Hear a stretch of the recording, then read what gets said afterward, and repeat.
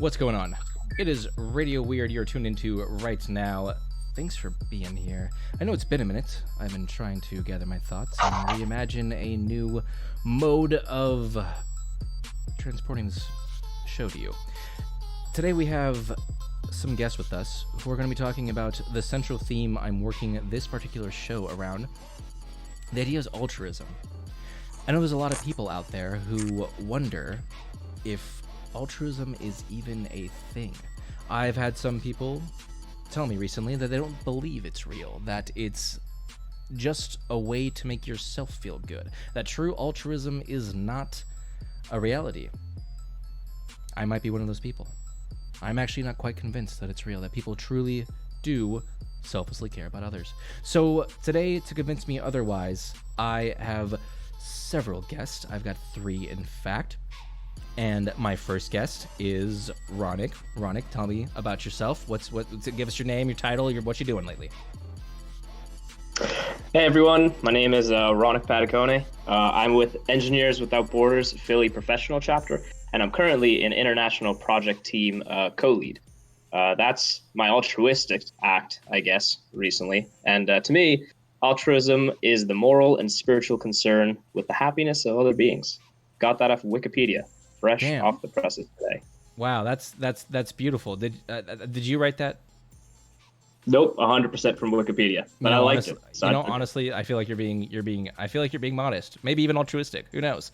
All right, next we have another guest, good dear friend Allie. Tell us about yourself and what is altruism to you, Allie? Hey, so yeah, my name's Allie. I am, I'm in the very last semester of my master's program to be a K through 12 educator of English language learners, and primarily working with immigrant and refugee students in the Chittenden County, Burlington greater area. And then sort of the reason why I'm on this show, I guess, is because of some other work that I'm doing in, again, the Chittenden County area, with all different kinds of people, basically in relation to COVID-19, realizing that there was just a lot of people in our community who were not getting the resources that they needed and were really stuck during this horrendous pandemic that we all are obviously aware of. And so doing what I can to do some direct action to gather people, gather money, gather groceries, resources, whatever it is, to try to directly put those in the hands of my neighbors. And so that's what I've been up to. Still continuing, even though some might say that COVID is over. Obviously, I don't agree. But we are continuing 6 months in to do this work. And so it's continuing to be my big pet project right now. That's fantastic. Honestly, though, I'm not buying it. I'm not sure if you really are just doing it to actually help other people around you. You know, it just seems like, why would anyone go out of their way to enrich their community and prevent a deadly disease from killing the people who live near them? I mean, honestly, what's it doing for you? I mean, honestly, it's probably just to make yourself feel good. So that kind of brings me to my last guest here. If anyone can convince me, or some any other doubters out there, we have Thomas Campbell Arnold to join us. Campbell, please tell us about yourself and what you're doing here. Hi, my name is Campbell Arnold. I'm a fourth-year bioengineering PhD student at the University of Pennsylvania, and I work in mostly neuroimaging projects. So I spend a lot of time thinking about people and their brains. And I kind of, I have to agree with you, Sawyer. I could see why it would be a bit of a confusing concept, this altruism thing. And it's long interested scientists who are trying to understand maybe why people do these kind of somewhat detrimental behaviors that benefit the group and not necessarily themselves. So science is on the case, man. Well, if anyone is, I'm glad it's science, because I'm a tough nut to crack on this. So maybe Ronak, you can start and tell me some things like what are some of the things you've been doing lately with the programs you work with. Tell me some stuff you've done recently, generally, specifically. Who knows? It's up to you. Convince me. What have you done? What are you doing? What are you doing to convince the world, and let alone me, that altruism is not only alive and well but real and relevant? All right, so I'll start off just with Engineers Without Borders' mission statement, which is building a better world through engineering projects that empower communities to meet their basic human needs and equipping leaders to solve the world's most pressing challenges. That's a great mission statement right there. Honestly, I'm tingling. A little bit more specifically, I think something that I've really taken away from EWB is we really focus on developing projects that are simple and safe and really robust enough that the communities can take over like the maintenance and the continuation of the system. So we're not just kind of, plopping a well in the middle of this community that is so complicated that it's just going to break in 3 years. We're really trying to build something that they can learn from themselves and continue to, really take ownership. Sure. That's pretty beautiful. I mean, and that speaks to kind of, what, like, it's not this long-term commitment to betterment. It's not something that it's not always something that can happen overnight. Sometimes it does take, a lifetime of development to create and then maintain. And that's something that I actually hadn't considered, is that it not only is it's difficult alone to act on a selfless impulse, but it's even, it can be even more difficult to maintain it. So that's pretty interesting. Are there any other events or anything like that going on that you can speak of? Yeah, so our chapter right now, the project that we're currently working on is we're working to bring clean water to a village in Guatemala, Laguna Squatches, which I probably butchered this pronunciation of. I'm really glad you did it, because if I had to, I would have been really embarrassed. Thank you for taking that bullet. Oh, I'm glad. I thought it was pretty altruistic of me to take that. See, there you go. Like, you're proving it right now. Oh my god. So our village comprises of about 3,900 people and a little over 700 households. And it's a really great project because they're concerned about the prevalence of disease and people leaving their community because of lack of opportunity and lack of clean water, which is leading to the disease over there. Right, absolutely. And those aren't as much as, even if I did have it in me, which I don't, because I mean, come on, I've got podcasts to run, which honestly is quite altruistic itself. I mean, come on, look at this. I mean, this takes a lot of work. I'd say that I'm like the most altruistic person here. I mean, who's else is doing this? But you those kind of solutions take like, I couldn't go and just be like, I'm here to give you guys clean water and show up with a bunch of like Iraq Dasani, you know what I mean? Like, that's like the best I could do. But so like the solutions you come up with take like a degree and things like that, which I can't even imagine. And that's something else. Like, I couldn't even if I got up today and was like, I'm going to be an engineer right now, and like, I probably wouldn't like solve world hunger or anything like that. I'd probably be like, I'm going to make a more efficient way to be annoying on the internet. But like, you have like the ability, and then you went and spent the years like training to not only conceive of these ideas, but be able to carry them out, which is an interesting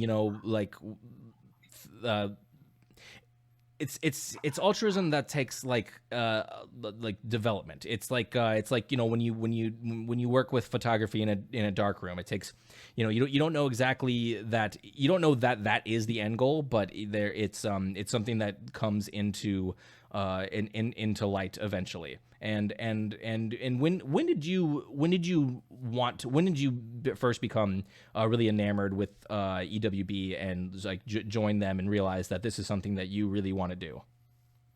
I think that's a really great question, because this is something I was really interested in discussing.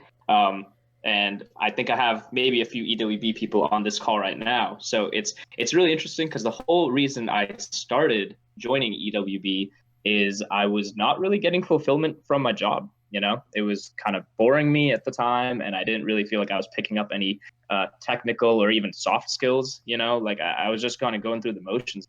So I looked for professional societies, in the city I live in, which is Philadelphia. And then I found EWB, and I'd heard about them in college, and I'm like, wow, this might be a great way to, really flex my engineering muscle.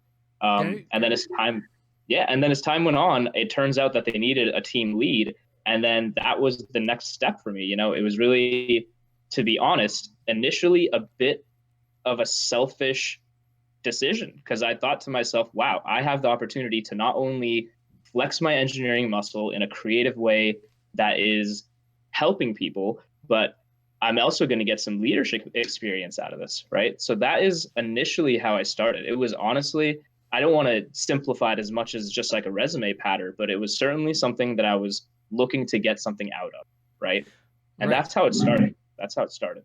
And then has it developed past that currently?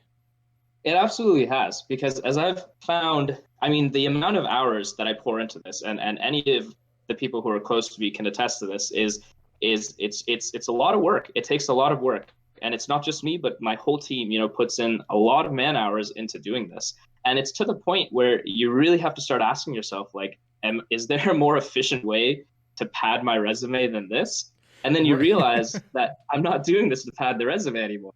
I'm doing this because we've video chatted with the community, and we've talked to the in-country office, and they're thanking us for the help, and we're just realizing that this is our outlet, right, to kind of give back to. And I think a lot of people get into engineering maybe initially for that reason, that they really want to use their skills and their engineering know-how to kind of make a difference. And then a lot of people probably start Engineers Without Borders just, as a resume pattern, but I really think they end up staying because they find that this is the answer to the outlet that they've been seeking, for a long time. There you go. I mean, and that's great, because that is what engineering is. It is you going, how can I shape the world around me? And unless you're like me, you're like, well, I want to make a better world. But if don't give me an engineer degree, because I will definitely not do it for the good of the community. I will do it for the good of myself.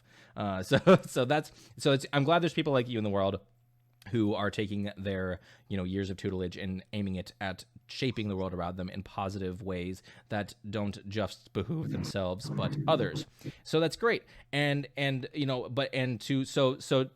kind of progress that idea here, we have my other guest, Allie. Allie, I want to ask you what, because you're the Old North End Mutual Aid program that you started or helped co-found is something. It was a direct and reactionary response to something specific happening around you. That was almost like it was a natural response for you. So please tell me more about some of the things you've done recently, or if there, tell me about what you've been up to recently. I know like your experience as an educator already set you up to be a selfless type of person, but this program that you set up in your community is a really excellent example of someone responding like just so naturally and quickly. Like the COVID happened, and I honestly, thinking about it, I think you set up this program before COVID, even like in my memory, it was just so quick and natural. Yeah, thank you. That's very sweet of you to say. But yeah, it was definitely like a very swift, direct action effort that happened. And it's really interesting. I'm really happy that I'm getting to talk after Ronak, because I feel like my experience is a really nice like foil to his experience, not in a way where we are working against each other, but just as different ways toward the same goal, it seems like, or a similar goal. Because as you guys were talking about, like a lot of sectors of work that do good for the community require like a lot of preparation, a lot of experience and education. And like, even I know that because I'm in my millionth year of getting my master's program to be a freaking teacher. And it feels like I have been in school for my entire life in order to be able to do this like in school work, which is worth doing, and I'm going to obviously continue to do it. But something that has been really like liberating and fantastic for me has been the ability to participate in and coordinate mutual aid work, which is literally for everyone, both in the way that you can be a participant and give help, and also it's for everyone in the way that you can receive help. See, And so that's something I did not think about. I mean, that's really interesting. That's an aspect that I like hadn't considered. That the mutual aid includes you. Whoa, who knew that altruism actually like so. So there's that cynical idea that, oh, well, people do it just to make themselves feel good, or people, there's no such thing as a true altruist. Well, what is wrong with giving help and receiving help as long as you're doing it, as long as the idea behind it is to be selfless? Absolutely. I mean, I think so. You're getting into what I wasn't sure if I was going to talk about or not, but like, I could just like off the top. You're gonna, I'm an anarcho-communist, so like, apologies for not trying to go off. But so the concept of mutual aid comes from this theorist. He's a Russian anarcho-communist called Peter Kropotkin. Kropotkin? You mean the guy who wrote "What Shall We Do"? I think. What is to be done? What is to be done? That's what. Right. Right. Exactly. Sorry. What is to be done? He also wrote something, and I don't have the name of it off the top of my head. Apologies, but it's essentially the manifesto for mutual aid. Right. So go read that, people. What is to be done?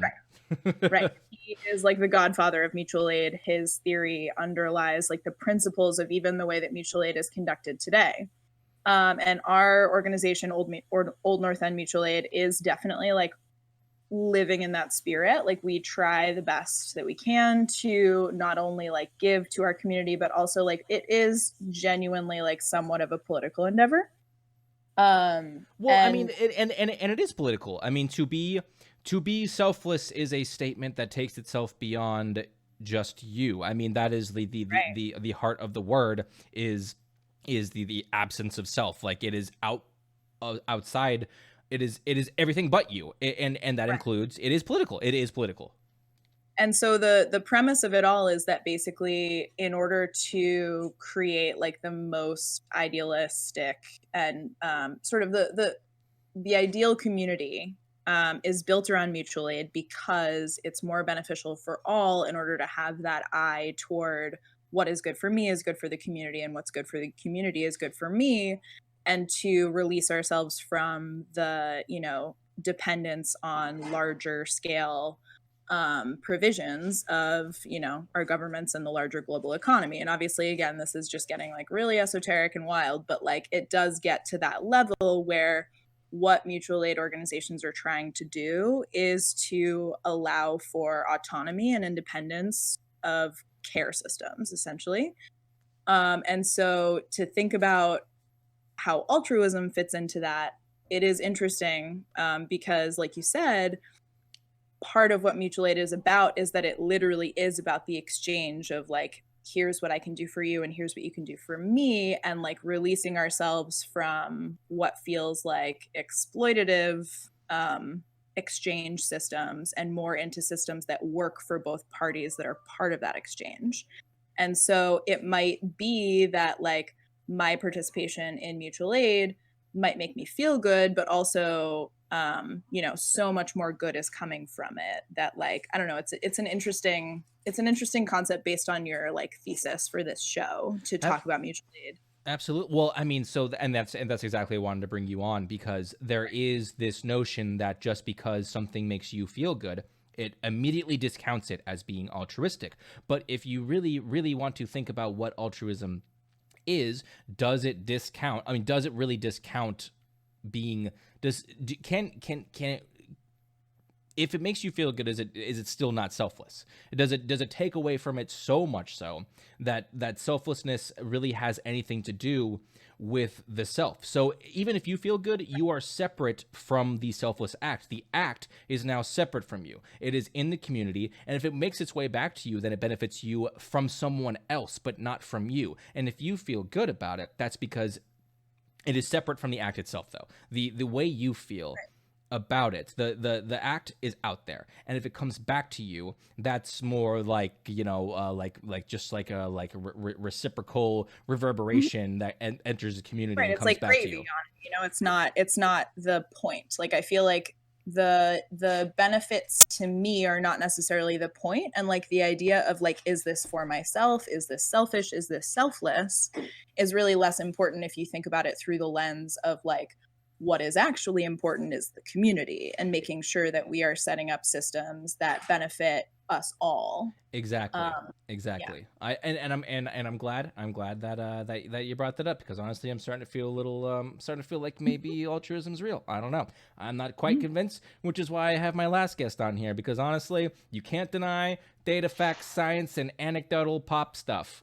Campbell, what have you got for us? Make me feel like maybe there's some kind of like cute animal you can relate to me about altruism that makes me think like that maybe it could possibly be real, because honestly, I am a simple, blue collar guy, and I who has a podcast, which is very a little not doesn't line up very well, but you give me some pop science to make me feel like altruism might actually be real, and I am just full of it.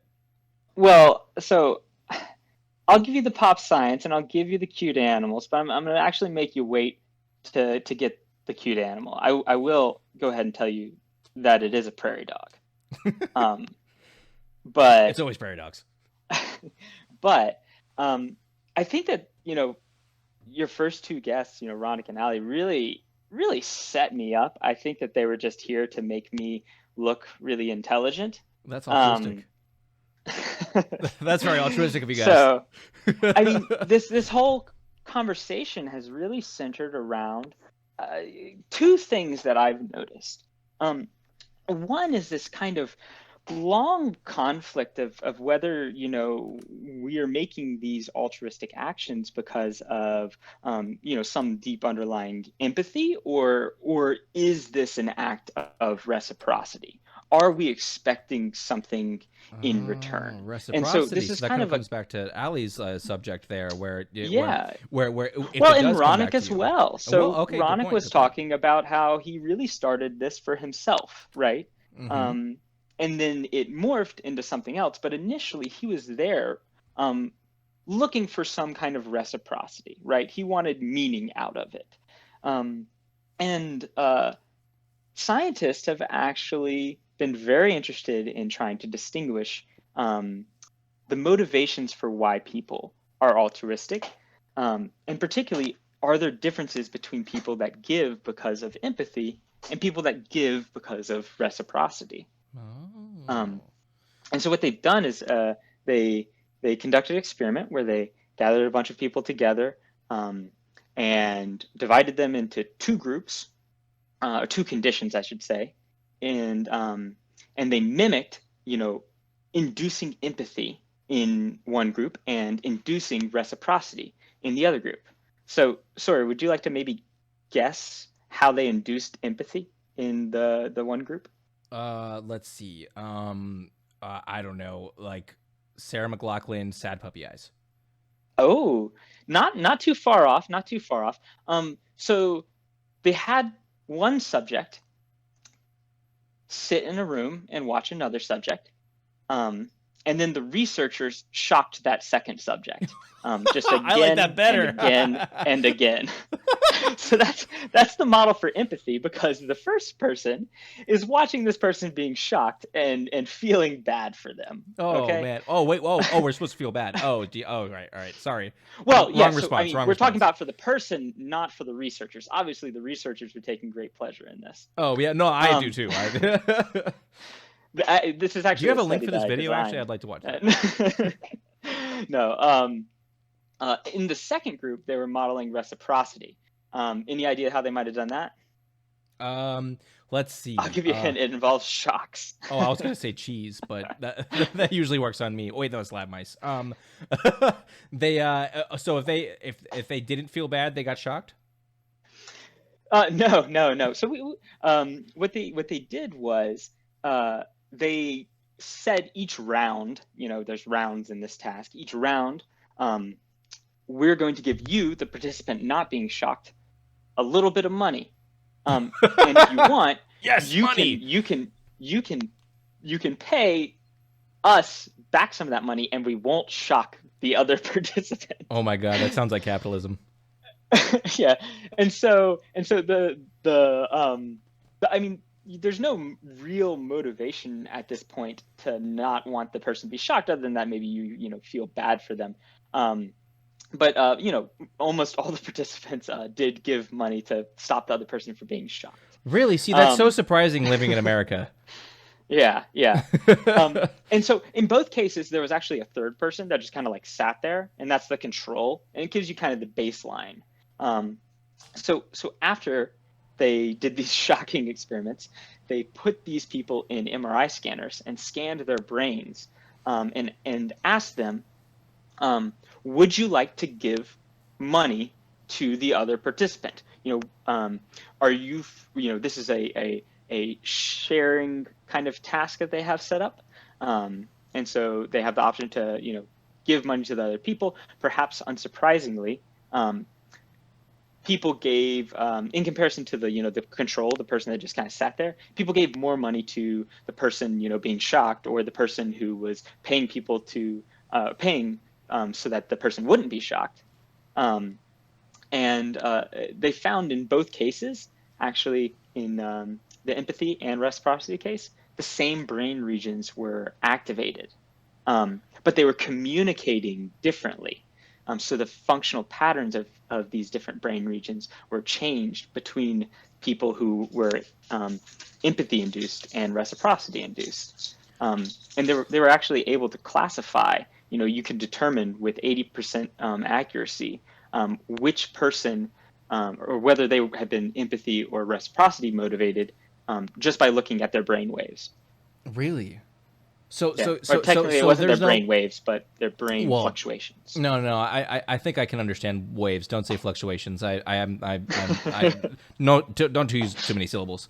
So what you're telling me is that there's not a lot of difference between reciprocity and altruism. Well, so I think that they're both motivations for altruism. I wouldn't put them in separate camps. I think that both of those motivations lead to this behavior, which is altruism. The behavior, see, I define altruism as a behavior, and it's the act of giving something up, or incurring some kind of personal, detriment to benefit the survival of the community. You mean prairie dogs? I do mean prairie dogs. And actually, that's the other thing that I noticed both of your guests mentioned was community. And that's another thing that scientists have been really interested in, and what kind of defines community. We know who our family members are, and the people that we're genetically related to. But not me. I was actually just born of. You landed on this planet. Yeah, I dropped out of the sky one day and just graced you all with internet shenanigans. Yeah. I mean, SpaceX is actually they just started their first manned launches so that we can actually get you back off the planet. Oh, thank God. Jeez, honestly, I'm getting pretty sick of it here. You all are way too nice to each other. Yeah. I mean, so scientists have actually been trying to figure out, what makes up a community. Why do people give things to people that aren't genetically related to them? And they had suspicions that there's this neurochemical called oxytocin that might be related to that. Oh, I smoked some of that yesterday. It's good stuff. Are you a new mother? Dude, I am on the oxy right now. I am feeling it. So that's actually what this is like classically associated with is birth. So after birth, there's supposed to be this huge oxytocin dump on new moms, and it makes them, feel this bond to their baby. But it shows up in all people all the time. Well, except for maybe you, Sawyer. Yeah, well, yeah. And my parents. They looked at me. They're like, "No, thanks." Yeah, what they've shown is that that oxytocin actually relates to your sense of community. So they've had people kind of perform these tasks where you have some kind of financial incentive, and you can benefit yourself, you can benefit your community, and then you can also benefit. There's an out community, people that aren't part of your community, and what they've shown is that when you administer oxytocin to people, they have a boost in their kind of in-community participation, and their ability to kind of help members of their community. Interesting. Yeah. This wouldn't have anything to do with prairie dogs, would it? No, but I was hoping it probably does. That might actually be what gives prairie dogs their mojo. Oh my God, prairie dogs have mojo. I gotta get me some of that shit. Yeah. So prairie dogs are really interesting to scientists because prairie dogs exhibit altruistic behaviors. It's something we generally think of as like a very human thing, but it definitely shows up. Really, in the because animal I kingdom don't as well. honestly.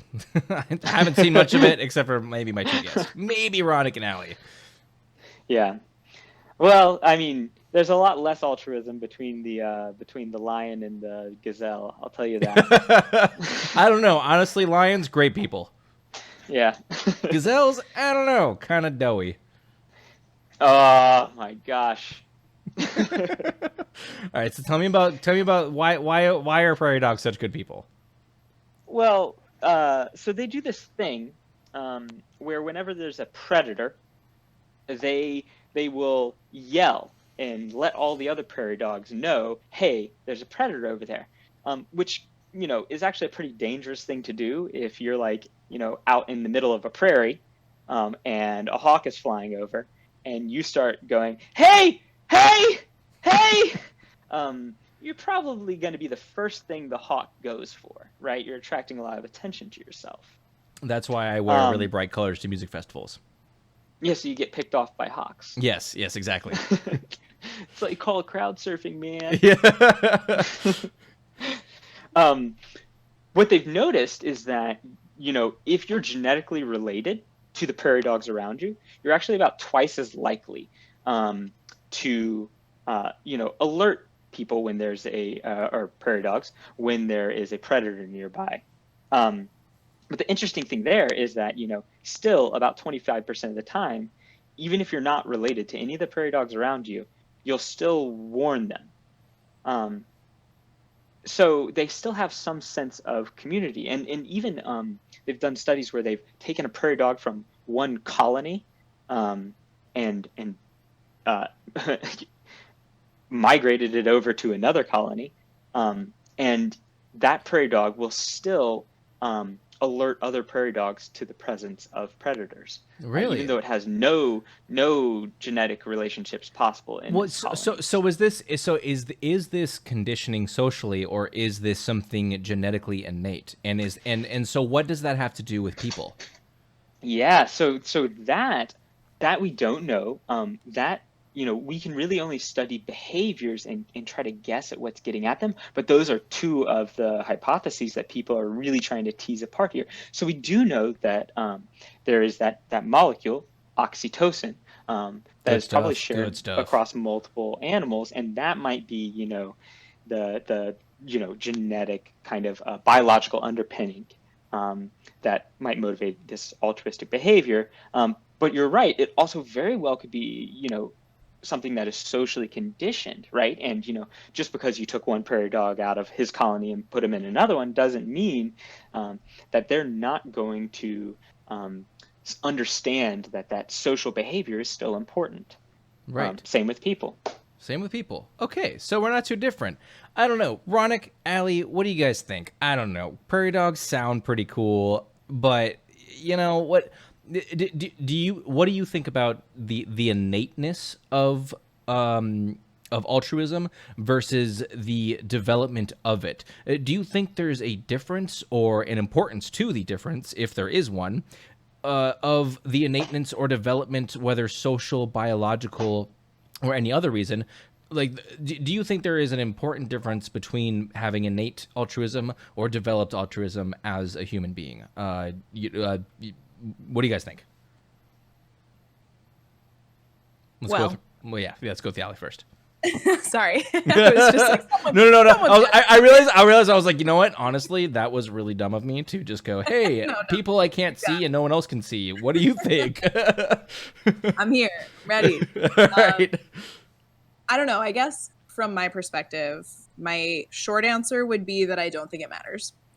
Whether you are developing this throughout your life or whether this is an innate sense, my feeling is that we as a, species, We are species sometimes.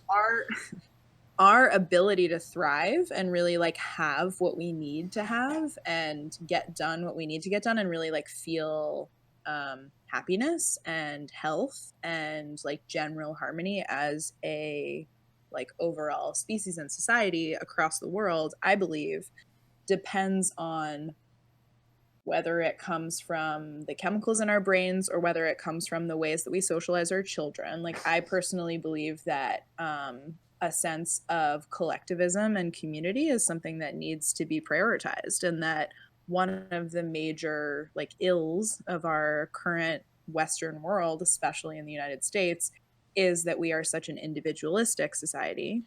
That's something that I was thinking about Mhm. earlier. And so do you feel like an individual? Like or do you feel how do you feel a day to day as a person? Like I'm trying to get a feeling of what an altruist feels like, because I can't possibly fathom it, because I honestly I go against my interest every single day and everyone else's interest on purpose because it's fun.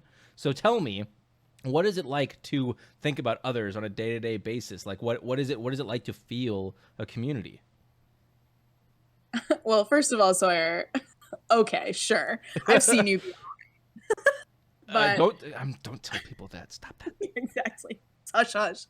I mean, for me personally, like on a very individual basis, for me, the only things that have made me feel like I am being productive, let alone feeling good about myself, but literally feeling like I am like producing worthwhile labor, is when I'm doing things that directly serve other people. I don't do, I have never, I don't think, really done a job, or at least thrived at a job that was anything other than like a people centered job. That's a good point. Um, and I just think that it's I don't know whether, I guess what I would say is I think about the American emphasis on the individual versus what I believe, like in terms of my adult life and what I've determined are my belief systems, is that like I believe that the collective is more important than the individual. Um, but I'm unlearning so much of this programming that we have in our society that discourages us truly to be altruistic and encourages people to develop. It's interesting, along the lines of what Campbell was talking about, so much of the US, or I guess Western world, Let's be real. I mean, it might be just modern thinking in right, general. Like it could just be yeah, like, yeah, like a right, blight. I mean, we are impressionable beings right. in general. And it has to do a lot with the nuclear family and your direct family members and your blood relations Interesting. being Okay. the only thing that matters, quote unquote, and being like the extent of your, sorry, I just ripped out my headphone, the extent of your sphere of like care and influence being your direct family. Like, I heard this from my parents time and time again, that I shouldn't bother worrying about the outside world, and that what I should really worry about is my children and my Hmm. parents and my direct family. And I think it goes back to what you were talking about with prairie dogs. Like, what is it about us and prairie dogs and whatever And else, prairie dog, mostly prairie dogs. Fuck those right? guys. What is it about us that makes some of us, if not all of us, still have those feelings toward like this impulse toward caring for people outside of our family? Where does that come from? Should Yeah. we grab onto that? Like, I don't know. It's really interesting. Yeah. Well, One thing that I think is yeah. Go ahead. Sorry. So I was going to say one thing that I think is really interesting and ties in a lot with what Ali's saying is that at least from the materials I was talking about, this this chemical oxytocin, the other main thing that it's associated with is maternal bonding. It's also associated with bonding, interspecies bonding. So it's been shown that when you and your dog look into each other's eyes, you release oxytocin. And it's Dude, my also dog is been my best dealer. Yeah, it did well. I don't even have a dog, dude. It's your dog. Yeah. Honestly, You your should dog try is cats, like a, dude. yeah, You should yeah. try cats. Cats, honestly, they take your They got the oxytocin. nip. They're always looking for oxytocin. They never front for you, but whatever. Yeah. No, the cat's got the nip, man. Oh, dude, the hella nip. But also in this study I was talking about, they were looking at what it meant for people and their sense of community, right? So I think that probably there's a relationship between this same thing that motivates us to be kind of selfish and focus on our family. I think that also can actually be, directly related to other people's ability to not be so focused on the nuclear family. It's just maybe gradients of the same thing. It's a broadening the definition of what is your community. Oh, see, I love that. I love that. That's a good way. That's a good way to think about it, because I definitely don't think of anyone but myself. To be completely honest, I am a community.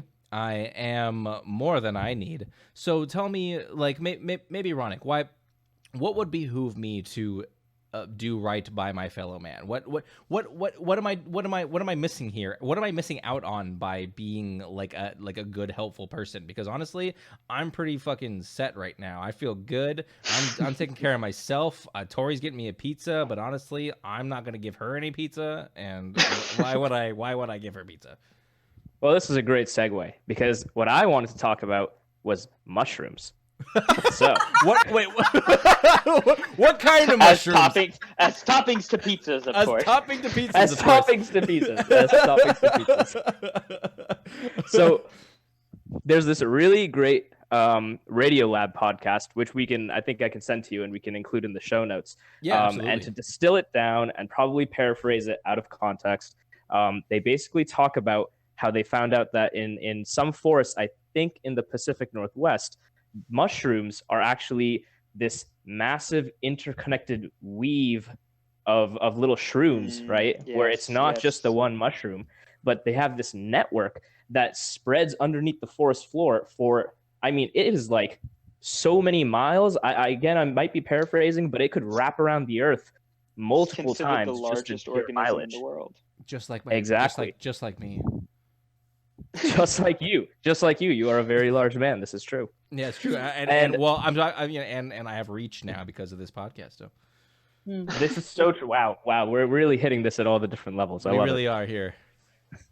So what they found is that these mushrooms communicate with each other and share information and nutrients. That's really what we're talking about here, is nutrients. Dude, I love. But not only nutrients. You got to get your men's one a day, all day. Yeah, well, my one a day. That's what I call Tori. I'm sorry. I don't know where I was going with that joke. It sounds way worse than that. My family's listening, man. All right. So mushrooms, yeah, good people. Mushrooms are great people. I've met tons.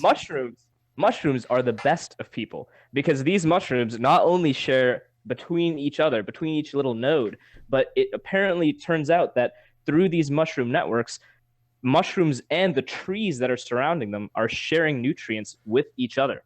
So in certain years, if a certain tree needs a certain nutrient and it's lacking, all the other trees and all the other mushrooms through this massive network, they seem to be sharing nutrients to help, this tree or this species of tree in a certain time that is lacking. And this is a wild concept. Why does this happen? Is this just like a chemical gradient thing?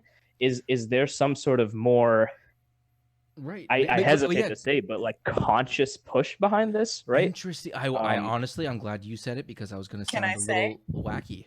Yeah, Allie, please. Yeah, So I've got to follow up it's too. it's really interesting because it's really interesting that you bring this up because that's the basis of so much of Kropotkin's work is literally so like a lot of people he was a contemporary of Darwin Oh, and that's right. he was essentially like the anti-Darwin where instead of Wow. competition and survival of the fittest he believed that collaboration and cooperation was the like sort of cornerstone of the natural world. And so these are the examples that he was giving. And he was noticing all the way back then to basically refute what Darwin was saying, to say instead of competing for resources, there is another way that many other ecosystems demonstrate for us day in and day out that we don't necessarily pay attention to in the same way. Like, you know, many people talk about like my sister is an ecologist and, you know, obviously like the fungal world, like the world of fungi is always overlooked. It's There is deeply fungus boring. among us. There is fungus among us. It's deeply boring, but it's Fungus among also us. literally like the most important of all the ecosystems, arguably. I completely agree with you. That is actually, I'm going to plug my next show right now. My next show is based on fermentation and fungus. So continue. Oh yeah, so, yeah. It's I'm not kidding. It incredibly- actually totally is. I love the segment. It's fantastic. But so basically, there are plenty of ecosystems in the world that don't fit into the narrative that Darwin set up to basically say that instead of competition and instead of like scarcity of resources in the world, and this is a huge part of what a lot of these ideologies in like the anarcho-communist world are about is basically to say that like scarcity is a myth. It's a narrative that we have set up for Scarcity is a ourselves. myth. Yes. Okay. Solid. Love that. Okay. Yeah, Continue. and Sorry, I just had to stop and just tell you how much I love you saying that. it's definitely an important sort of key tenet of so many of these different ideologies is basically that rather than choosing scarcity or choosing to even believe that this scarcity is something that we need to fear, instead we should again broaden what we consider to be community and look out for each other and share with each other and make you know, these altruistic decisions that not only are I guess are arguably altruistic because they do also come back to yourself eventually. Absolutely. That is perfect.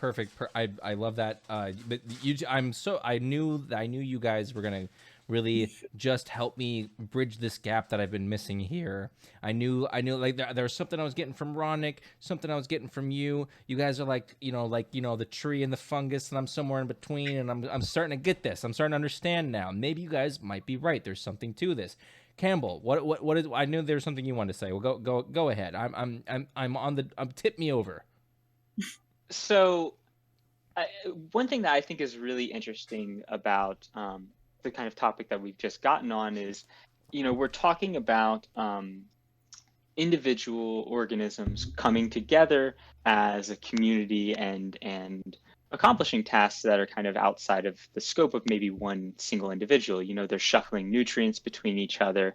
And really what this kind of makes me, think of is just multicellular organisms. So, I mean, each of us is made up of cells, right? Not me. I'm each made of up those of hate and jealousy. Well, except for Sawyer. Yeah, don't never forget me. Each of the humans here is made of cells. And each of those cells on their own are a living organism. And they can survive, on their own in a petri dish. But it's the aggregation of all of these individuals and their sharing of nutrients that allows them to accomplish so much more, and to actually survive in the complex environment that we live in, which is not a petri dish. Well, I like to think of myself as a petri dish of doubt and That's a cesspool. There's a difference between a cesspool and a petri dish. Honestly, I forgot. It's a fine line. It's been a long time since I took the SAT. I haven't. My word count is I don't know a lot of words these days. So forgive me for that. So that is interesting to think about. You are the essence of altruism. You are a bunch of dead things that got together and said, all right, let's just let entropy. It's really hard, but let's just make it not real for a minute. Let's get together and do something really difficult for the sake of something greater than ourselves. That is what a cell is. It is a bunch of dead things that decided not to be dead, and I think I can't remember who said it. It was I don't know, maybe it was Darwin. He said the definition of life is the resistance of entropy, and honestly, you can apply that to kind of the idea of like altruism is the resistance of what you were talking about, Ali. It's the resistance of this survival of the fittest. It is actually the opposite, the antithesis of that. It is the collaboration of the fittest and not the fittest. It's just collaboration at its finest. So reciprocity is not a problem. Feeling good about doing good is not a problem. It is just pure collaboration. So maybe we can think of altruism in that light. For me, it's all about this kind of sense of community, and where you draw that line, right? Where you draw the line. Okay. Is the sense of community, is it the single cell? Is it, the cells that make up the organ? Is it all the cells that make up the one human body? Is it the proliferation of our genetic material, to our children? Is it all of humankind? And does it extend beyond humankind? To all of the animals in the world. Wow, we're getting pretty esoteric here. Yeah, and pretty easily our dogs and our cats, right? That's definitely prairie dogs. We know prairie dogs for sure. Definitely prairie dogs. Definitely prairie dogs. Except for that one that owes me money. That guy, not an altruist. And it reminds me of this quote that I really love by Kevin Kelly. He's one of the founders of Wyrd magazine. And he has this list of 68 unsolicited pieces of advice. It's great. Everyone should check it out at some point in their life. But one of them is, trust me, there is no them. That is that is a whole other topic. We could have the whole episode with the theme being they versus them. The other. What is what I mean? Yeah. I think it's all just scales. I think it's all just scales. Yeah, it's a gradient of like. The other. It's it's you can either think of another person as the other or part of what you're part of, and it's just at a different scale. At a different scale, exactly. And Ronak, I mean, like that. So I wonder, like, you had to have, before you got involved with this project in Guatemala. I mean, these people are like thousands of miles, hundreds of thousands, millions of thousands. I don't know. How big is the Earth? I'm actually not really. No one really knows. I'm not very smart. Scientists are still working on that one. Yeah, we're still working on that. Prairie dogs got them, but Earth might be millions of miles. But there's people. Could be a black hole. Could be, honestly. I've been to New Jersey. Might be a black hole, and they're. So there's these people so far away from you, and if I'm not mistaken, you got involved in this program before you even got to know these people. Before we even picked a project, really. So when I got involved, there you go. Yeah, we spent the first, I think it was 4 to 6 months picking a project. Which is it's a whole process in itself with the whole EWE framework, but. I think the thing you're getting at is like, why are we doing this for people that we've never met, that are not necessarily in our nuclear family, not even in our state or country community? I mean, not even in our hemisphere, right? It's just like talking about drawing lines, drawing circles in the sand here. We're really extending, and I think like a lot of these concepts are like as Campbell and Ali said, like we're talking about drawing these lines. And kind of like the sense of altruism, the sense of community, really, it comes from how wide you want to cast that net. And I think that's really what it comes down to, is that altruism, maybe by definition, it talks about being this selfless thing. But realistically, I don't really see altruism as like a selfless thing. Because I think we all, whether consciously or unconsciously, realize that we're we're all connected via this social net. It's really like a universal net, right? Where everything that you do in your life, whether you mean it to or not, affects everything around you. And then eventually those vibrations of what you've done in the world, they're going to come right back at you. It's going to happen one way or another. Everyone gets their just desserts. I agree with that. And I think it really, at a certain point, when you start really stepping back and drawing your community circle wider and wider, even if it's just for a project, just for a moment, just for the minute that it takes you to donate $50 to this cause that your friend is pushing, whatever it is, right?